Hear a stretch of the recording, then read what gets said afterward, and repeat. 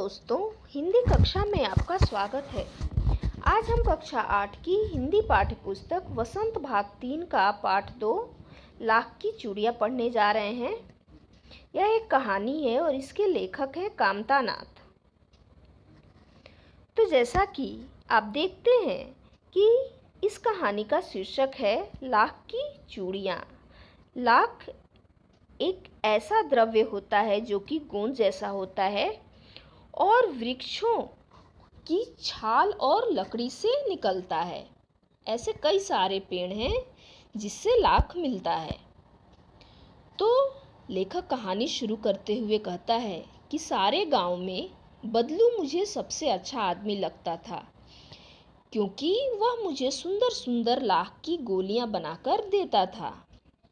मुझे अपने मामा के गांव जाने का सबसे बड़ा चाव यही था कि जब वहाँ से लौटता था तो मेरे पास ढेर सारी गोलियाँ होती, रंग बिरंगी गोलियाँ जो किसी भी बच्चे का मन मोह ले। वैसे तो मेरे मामा के गांव का होने के कारण मुझे बदलू को बदलू मामा कहना चाहिए था, परंतु मैं उसे बदलू मामा न कहकर बदलू काका कहा करता था, जैसा कि गांव के सभी बच्चे उसे कहा करते थे। तो लेखक कहता है कि उसके मामा के गांव में उसे बदलू सबसे अच्छा लगता था। क्यों अच्छा लगता था? क्योंकि वह उसे लाख की गोलियां, रंग बिरंगी गोलियां बनाकर देता था, जो उसके पास बहुत सारी जमा हो जाती थीं। और वह बदलू को बदलू मामा न कहकर, चूंकि वह उसके मामा के गांव का था तो इसलिए उसे बदलू को बदलू मामा कहना चाहिए, लेकिन वह उसे बदलू मामा न कहकर बदलू काका कहा करता था, जैसा कि गांव के बाकी बच्चे कहते थे। बदलू का मकान कुछ ऊंचे पर बना था। मकान के सामने बड़ा सा सहन था। तो लेखक बदलू के मकान के बारे में बताते हुए कहता है कि जो बदलू का घर था वह थोड़े ऊंचे स्थान पे था और उसके मकान के आगे बड़ा सा सहन था। सहन का अर्थ होता है बड़ा सा आंगन जैसा था, जिसमें एक पुराना नीम का वृक्ष लगा था। उसी के नीचे बैठकर बदलू अपना काम किया करता था। बगल में भट्ठी दहकती रहती, जिसमें वह लाख पिघलाया करता था। सामने एक लकड़ी की चौखट पड़ी रहती, जिस पर लाख के मुलायम होने पर वह उसे सलाख के समान पतला करके चूड़ी का आकार देता था। तो बदलू क्या करता था? लाख को एक भट्टी में पिघलाता था और उसे सलाख के समान पतला करके चूड़ी का आकार देता था। पास में 4-6 विभिन्न आकार की बेलन नुमा मुंगेरियां रखी थी, जो आगे से कुछ पतली और पीछे से मोटी होती थीं। बेलन नुमा जो मुंगेरियां थीं वो चूड़ी का आकार देने के लिए कई प्रकार की रखी हुई थीं। लाख की चूड़ी का आकार देकर वह उन्हें मुंगेरियां पर चढ़ाकर गोल और चिकना बनाता और तब एक एक कर पूरे हाथ की चूड़ियां बना चुकने के पश्चात वह उन पर रंग करता। तो लेखक अपने मामा के गांव में जाता है तो वह बदलू के यहाँ अपना ज़्यादा समय बिताता है और वह देखता है कि बदलू किस प्रकार चूड़ियाँ, लाख की चूड़ियाँ बना रहा है। बदलू यह कार्य सदा ही एक मचिए पर बैठकर किया करता था। मचिया यानी एक छोटी सी खाट होती है जो बहुत ही पुरानी थी। बगल में ही उसका हुक्का रखा रहता, जिसे वह बीच बीच में पीता रहता। गांव में मेरा दोपहर का समय अधिकतर बदलू के पास बीतता। वह मुझे लल्ला कहा करता और मेरे पहुंचते ही मेरे लिए तुरंत एक मचिया मंगा देता, यानी एक छोटी सी खाट मंगा देता। मैं घंटों बैठे बैठे उसे इस प्रकार चूड़ियाँ बनाते देखता रहता। लगभग रोज ही वह 4-6 जोड़े चूड़ियाँ बनाता।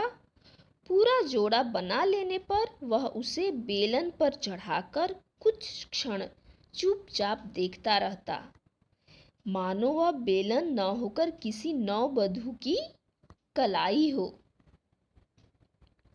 बदलू मणिहार था। मणिहार जो चूड़ियाँ बनाते हैं उनको मणिहार कहते हैं। चूड़ियाँ बनाना उसका पैतृक पेशा था, यानी उसके पूर्वज भी, उसके पिता भी यह व्यवसाय करते थे। और वास्तव में वह बहुत ही सुंदर चूड़ियाँ बनाता था। उसकी बनाई हुई चूड़ियों की खपत भी बहुत थी। उस गांव में तो सभी स्त्रियां उसकी बनाई हुई चूड़ियाँ पहनती थीं। आसपास के गांव के लोग भी उससे चूड़ियाँ ले जाते थे, परंतु वह कभी भी चूड़ियों को पैसों से बेचता न था। उसका अभी तक वस्तु विनिमय का तरीका था और लोग अनाज के बदले उसे चूड़ियाँ ले जाते थे। वस्तु विनिमय का अर्थ होता है वस्तु के बदले वस्तु लेना, यानी किसी वस्तु को बेचने पर उसका पैसा न लेना बल्कि उसके बदले कोई दूसरी वस्तु यानी अनाज लेना। बदलू स्वभाव से बहुत सीधा था। मैंने कभी भी उसे किसी से झगड़ते नहीं देखा। हाँ, शादी विवाह के अवसरों पर वह अवश्य जिद पकड़ जाता था। जीवन भर चाहे कोई उससे मुफ्त चूड़ियाँ ले जाए, परंतु विवाह के अवसर पर वह सारी कसर निकाल लेता था।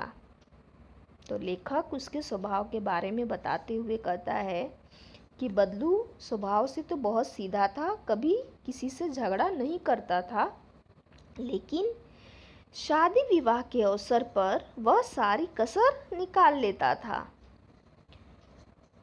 आखिर सुहाग के जोड़े का महत्व ही और होता है। मुझे याद है, मेरे मामा के यहाँ किसी लड़की के विवाह पर जरा सी किसी बात पर बिगड़ गया था और फिर उसको मनाने में लोहे लग गए थे, यानी बहुत मुश्किल हो गया था उसको मनाने में। विवाह में इसी जोड़े का मूल्य इतना बढ़ जाता था कि उसके लिए उसकी घरवाली को सारे वस्त्र मिलते, ढेरों अनाज मिलता, उसको अपने लिए पगड़ी मिलती और रुपए जो मिलते सो अलग। यदि संसार में बदलू को किसी बात से चिढ़ थी तो वह थी कांच की चूड़ियाँ। यदि किसी भी स्त्री के हाथों में उसे कांच की चूड़ियाँ दिख जाती तो वह अंदर ही अंदर कुढ़ उठता, यानी दुखी हो जाता था, और कभी कभी तो 2-4 बातें भी सुना देता था। मुझसे तो वह घंटों बातें किया करता। कभी मेरी पढ़ाई के बारे में पूछता, कभी मेरे घर के बारे में, और कभी यूं ही शहर के जीवन के बारे में। मैं उससे कहता कि शहर में सब कांच की चूड़ियाँ पहनते हैं, तो वह उत्तर देता, शहर की बात और है लल्ला, वहाँ तो सभी कुछ होता है।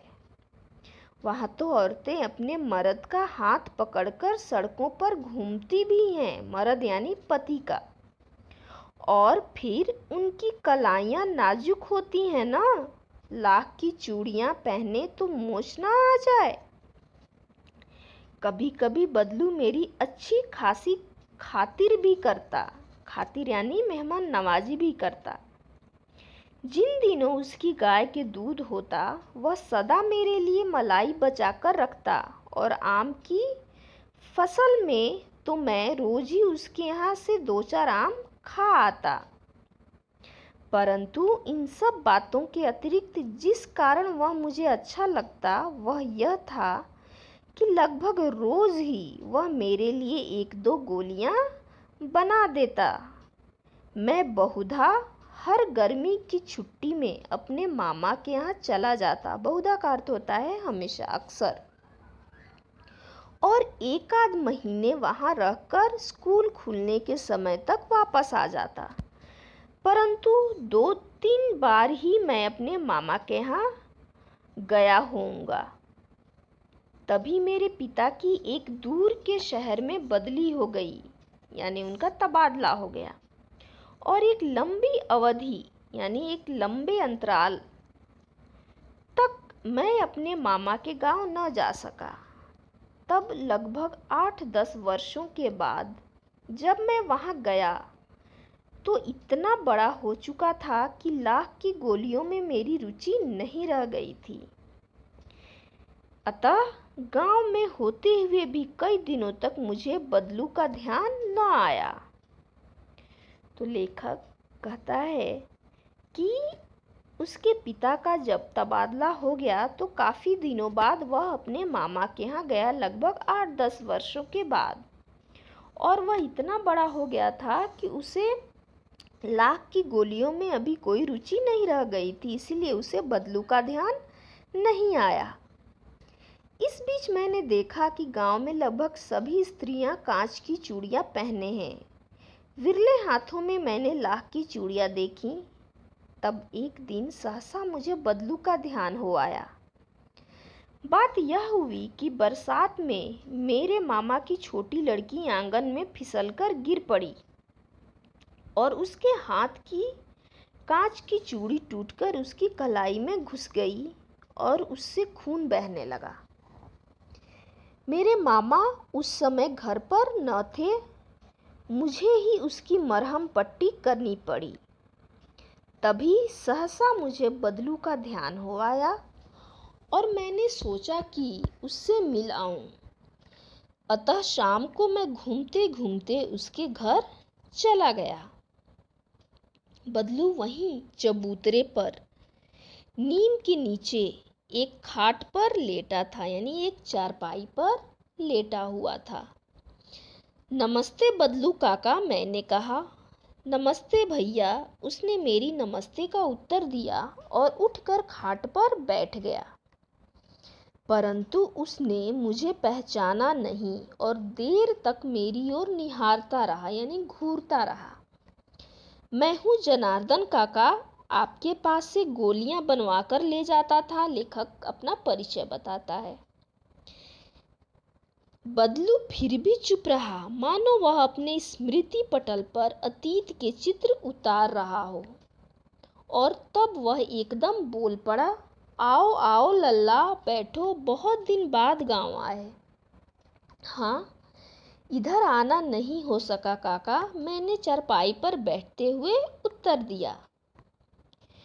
कुछ देर फिर शांति रही। मैंने इधर उधर दृष्टि दौड़ाई, यानी लेखक इधर उधर देखा। न तो मुझे उसकी मचिया ही नजर आई और न ही भट्टी। आजकल काम नहीं करते काका, मैंने पूछा। तो लेखक को बदलू की न ही भट्टी नजर आती है और ना ही मचिया जहाँ वो बैठ के काम करता है, लाख की चूड़ियाँ बनाता था, यह सब उसे नहीं दिखता है। और वह पूछता है कि आजकल काम नहीं करते क्या? नहीं लल्ला, काम तो कई साल से बंद है। मेरी बनाई हुई चूड़ियाँ कोई पूछे तब तो। गांव गांव में कांच का प्रचार हो गया है। वह कुछ देर चुप रहा, फिर बोला, मशीन युग है ना यह लल्ला, आजकल सब काम मशीन से होता है। खेत भी मशीन से जोते जाते हैं और फिर जो सुंदरता कांच की चूड़ियों में होती है, लाख में कहाँ संभव है। लेकिन कांच बड़ा खतरनाक होता है, बड़ी जल्दी टूट जाता है, मैंने कहा। नाजुक तो फिर होता ही है लल्ला। कहते कहते उसे खांसी आ गई और वह देर तक खांसता रहा। मुझे लगा उसे दमा है। अवस्था के साथ साथ उसका शरीर ढल चुका था। उसके हाथों पर और माथे पर नसें उभर आई थी। जाने कैसे उसने मेरी शंका भांप ली और बोला, दमा नहीं है मुझे, फसली खांसी है, यानी जो मौसम परिवर्तन से जो खांसी होती है, यही महीने 2 महीने से आ रही है। 10-15 दिन में ठीक हो जाएगी। मैं चुप रहा। मुझे लगा उसके अंदर कोई बहुत बड़ी व्यथा छिपी है। व्यथा का अर्थ होता है दुख। मैं देर तक सोचता रहा कि इस मशीन युग ने कितने हाथ काट दिए हैं। हाथ काट दिए हैं का अर्थ है कि कितनों को बेरोजगार कर दिए हैं। लेखक सोचता है कि इस मशीनी युग में कितने कारीगरों को बेरोजगार कर दिया है। कुछ फिर शांति रही जो मुझे अच्छी नहीं लगी। आम की फसल अब कैसी है काका? कुछ देर पश्चात मैंने बात का विषय बदलते हुए पूछा। अच्छी है लल्ला, बहुत अच्छी है, उसने लहक कर उत्तर दिया और अंदर अपनी बेटी को आवाज़ दी। अरे रज्जो, लल्ला के लिए आम तो ले आ। फिर मेरी ओर मुखातिब होकर बोला, माफ़ करना लल्ला, तुम्हें आम खिलाना भूल गया था। नहीं नहीं काका, आम तो इस साल बहुत खाए हैं। लेखक कहता है, वाह वाह, बिना आम खिलाए कैसे जाने दूंगा तुमको। मैं चुप हो गया। मुझे वे दिन याद हो आए जब वह मेरे लिए मलाई बचाकर रखता था। गाय तो अच्छी है ना काका? मैंने पूछा। गाय कहाँ है लल्ला, 2 साल हुए बेच दी, कहाँ से खिलाता। इतने में रज्जो, उसकी बेटी अंदर से एक डलिया में ढेर से आम ले आई। यह तो बहुत है काका, इतने कहाँ खा पाऊंगा, मैंने कहा। वाह वाह, वह हंस पड़ा। शहरी ठहरे ना, मैं तुम्हारी उम्र का था तो इसके चौगुने आम एक वक्त में खा जाता था, यानी एक वक्त में, एक समय में खा जाता था। आप लोगों की बात और है, मैंने उत्तर दिया। अच्छा बेटी, लल्ला को 4-5 आम छांट कर दो, सिंदूरी वाले देना। देखो लल्ला कैसे हैं, इसी साल यह पेड़ तैयार हुआ है। वह लेखक से पूछता है कि देखो ये आम कैसे हैं। रज्जो ने 4-5 आम अंजुली में लेकर, यानी हथेली में लेकर मेरी ओर बढ़ा दिए। आम लेने के लिए मैंने हाथ बढ़ाया तो मेरी निगाह एक क्षण के लिए उसके हाथों पर ठिठक गई। गोरी गोरी कलाइयों पर लाख की चूड़ियां बहुत ही फब रही थीं, यानी बहुत ही सुंदर लग रही थीं। बदलू ने मेरी दृष्टि देख ली, दृष्टि यानी नज़र, और बोल पड़ा, यही आखिरी जोड़ा बनाया था जमींदार साहब की बेटी के विवाह पर। 10 आने पैसे मुझको दे रहे थे, मैंने जोड़ा नहीं दिया, कहा शहर से ले आओ। मैंने आम ले लिए और खाकर थोड़ी देर पश्चात चला आया। मुझे प्रसन्नता हुई कि बदलू ने हार कर भी हार नहीं मानी थी। उसका व्यक्तित्व कांच की चूड़ियों जैसा न था जो कि आसानी से टूट जाए। तो इसके साथ ही यह कहानी समाप्त होती है और अगले वीडियो में हम फिर मिलेंगे। धन्यवाद।